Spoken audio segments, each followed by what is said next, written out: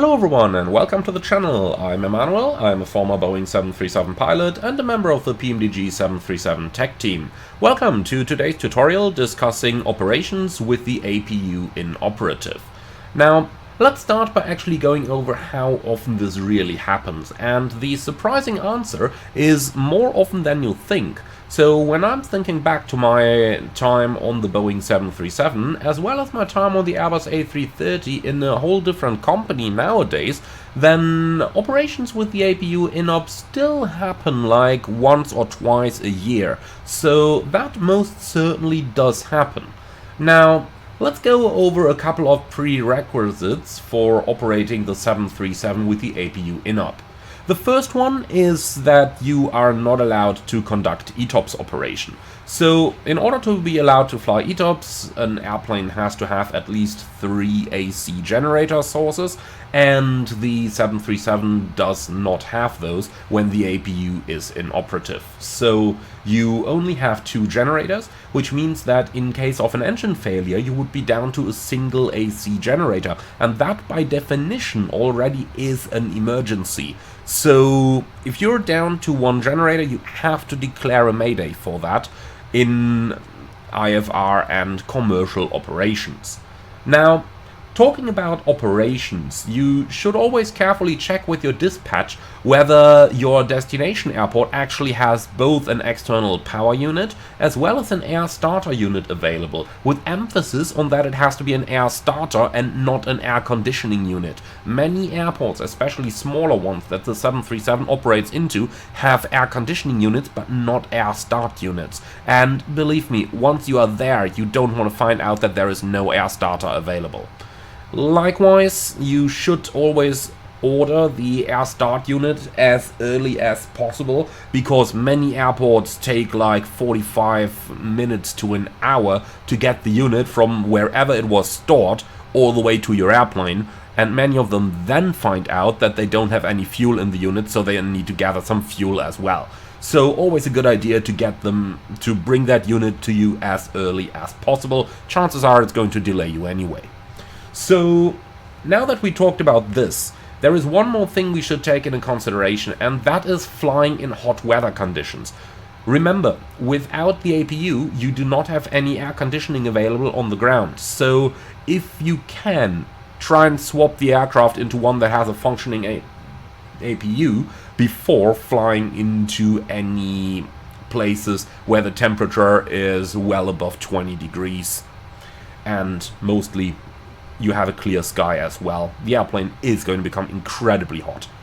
Now, with all of that out of the way, let's go ahead and actually get into what you probably came for with these videos, and that is the actual procedures. So there are 2 supplementary procedures involved in this type of operation. The first one is the starting with ground air source procedure, and the second one is the engine crossbleed start procedure.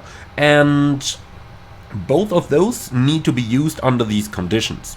So, for the starting with ground air source procedure, engine number 1 must always be started first. The reason for this is that by SOP, the ground air starter is going to be placed at the right hand side of the aircraft, and even if the air starter is placed on the left hand side, the ramp agent would still be connected to the right hand side of the aircraft. Therefore, it is safer when you start engine number 1 using the air start unit, and then especially for the crossbleed start, where you need to increase thrust on the operating engine, it is much safer when the ramp agent stays on the right hand side of the aircraft while the thrust is increased on the left hand side of the aircraft. Now, with that much in mind, obviously when arriving at the gate later on, you would need to shut down engine number 2 so that they can connect the ground power unit. For the same reason, the unit is connected to the right side of the airplane, and only when the external power unit is connected and on bus, then you can shut down the other engine. Now, that's the easy part. Now, let's go into actually starting the engines. So, the first thing you got to do to initiate the procedure is to actually get start clearance by air traffic control, because starting an engine on stand is not like normal procedure. So you always have to contact them and ensure that the area behind the airplane is clear and get a startup clearance on stand. There is no standard phraseology published for this, so simply use plain language. For example, Ryanair 123 requests to start one engine on stand. You don't need to give a reason. ATC number 1 doesn't need to know, and number 2 will probably be looking at you from the tower. They see that big fat air start unit standing next to you. They know what's going on. So once the clearance to start the engines is received, we can commence engine number 1 start. If you are standing on a gate where a pushback is required, then you would start engine number 1 before initiating the pushback, then do the pushback, and once the pushback is completed with the park and brake set and all the ground equipment is removed, then you would start engine number 2 with the crossbleed start procedure. Okay, so much for the basics. So we've just gotten the start clearance from air traffic control, so we are going to do the before start procedure below the line. So that's air conditioning packs off. Very important to turn them off before you commence engine, or before the pressure is actually activated on the air starter, because otherwise the packs can be damaged. In this case, the APU bleed is going to remain off, the anti-collision light is going to come on, and the park and brake is set, and the transponder and alt off. Complete the before start checklist below the line, so aircon packs off, anti-collision light on, park and brake set, transponder alt off, and that's the before start checklist completed. From here, we go into the starting with ground air source supplementary procedure. Since this is a supplementary procedure, you can execute it straight from the FCOM. You don't have to know it by heart, but you're going to take out the FCOM. I would probably just take the EFB in my hand here, have the procedure open right in front of me on the EFB, and then we are going to commence the procedure. And we do this as a read and do procedure, and anything that involves something time critical like an engine start, I would read the entire procedure first and then carry it out. So the starting with ground air source procedure is as follows. Engine number 1 must be started first. When clear to start, APU bleed air switch off. Engine number 1 start accomplished, use normal start procedure. If external power is used, generator 1 switch on. After engine start, select generator 1 switch on prior to removing external power. Warning, to minimize the hazard to ground personnel, the external air should be disconnected and engine 2 started using the engine crossbleed start procedure. And that would be the starting with ground air source procedure complete. So now that we've written the procedure, now that we know what we're about to do, let's go ahead and carry it out. So engine number 1 must be started first. When clear to start, APU bleed air switch off. So APU bleed air switch off. Engine number 1 start accomplished, use normal start procedure. So now we'd be talking to the ground crew, ground from flight deck. Please confirm that the air start unit is ready for operation. Now, this is your signal to actually request it in here. So air start unit, not air conditioning unit. Do not confuse the two. Air start unit. Request. Now this is going to arrive and is going to be turned on. And the air start unit is normally a really loud thing. So you will know when it is operating. So let's just wait for it over here. We can see the unit arriving over there. Now, in this case, PMDG is fitting it to the left side of the airplane. In the vast majority of cases, it would be attached to the right-hand side of the airplane in the real world. That's because then you've got the unit and the ramp agent on the same side of the airplane, so you can safely start engine number 1 first. But okay, so the unit is connecting, and as soon as it is operating, we are ready to start engine number 1.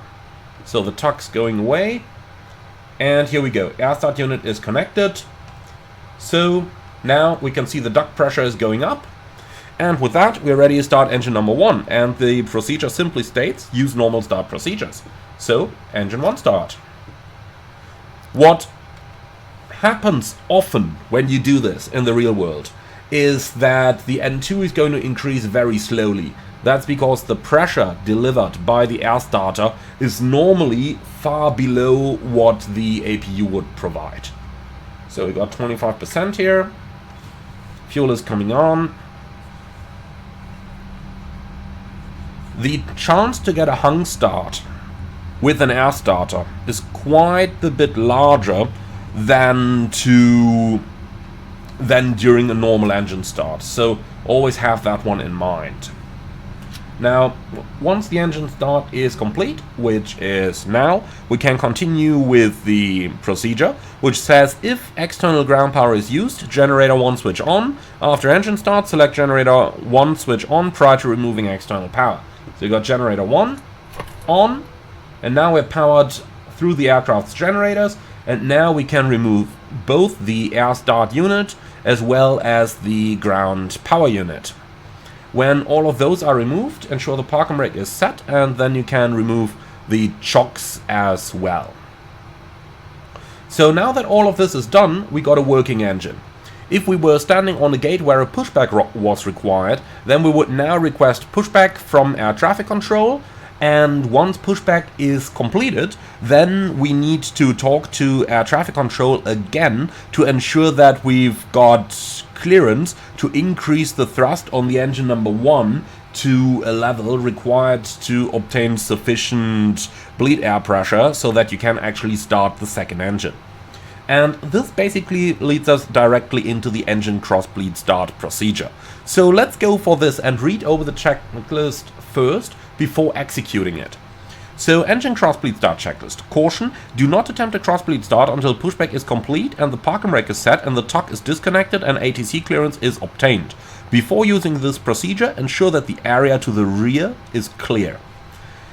Now, the procedure will be engine bleed air switches on, APU bleed air switch off, pack switches off, isolation valve switch auto, ensures bleed air supply for engine start. Engine thrust lever on the operating engine, advanced thrust lever, until the bleed duct pressure indicates 30 psi. So that's up here. Bleed duct pressure needs to go up to 30 psi. Otherwise, you do not have enough duct pressure to be able to conduct the crossbleed start.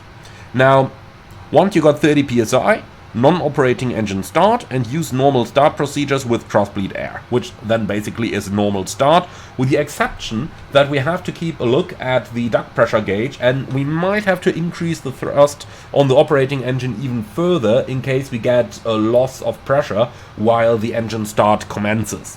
Once we got starter cutout, adjust thrust on both engines as required, and then we go into the normal after start procedures. So now that we've discussed all of this, let's go right into it and carry the procedure out. So we've called for clearance from air traffic control. That clearance has been granted. The area behind us is completely clear. So now let's go for it. We've already read the caution. So engine bleed air switch is on. And we got the engine bleed air switches both on. APU bleed air switch off. Pack switch is off. And they're both off. Isolation valve switch auto ensures bleed air supply for engine start. So isolation valve switch auto. The isolation valve logic is basically that as long as you don't have normal switching, the isolation valve opens. But Boeing wants it in auto. Okay, then they get it in auto. So now, engine thrust lever on the operating engine advance until the bleed duct pressure indicates 30 psi. And for this, just to give you an idea, let's go up to 30% N1, and let's now look at the duct pressure gauge. And you can see now we got about 30 psi. So about 30% N1 normally works very well down here. Okay, now that we got 30 psi, non-operating engine start, use normal start procedures. So that's going to be engine start switch to ground. Take the timing. Have a look at the duct pressure. You can see how that is dropping once the engine start commences. So we might have to increase thrust on the remaining engine. And that can sometimes be rather significant, like this. N2 is increasing steadily. We do have a good look down here. If N2 is increasing at a good rate, then we got sufficient bleed air pressure. If not, then we need to add even more thrust to the operating engine.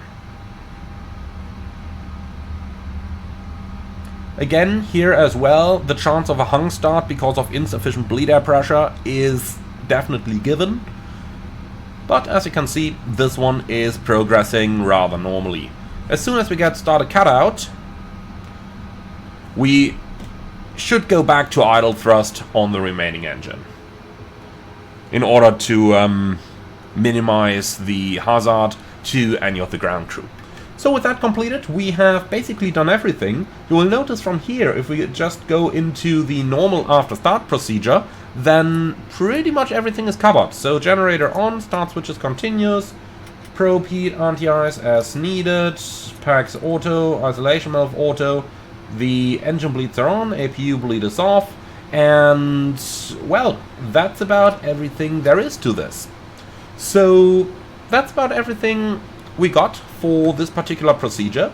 Thank you very much for watching, everyone. I do hope you liked this one. As mentioned in the beginning of the video, after landing it's very easy. Shut down engine number 2, connect the ground power unit.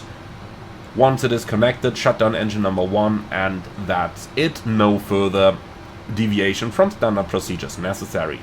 Thank you very much for watching. I do hope that you all found this one interesting. As always, leave your feedback in the comments underneath the video. Like, comment and subscribe, and if you really love what I'm doing on this channel, I would appreciate a small donation through the Buy Me Coffee link in the video description below. Thank you very much, and I'm looking forward to see you all again on the next one.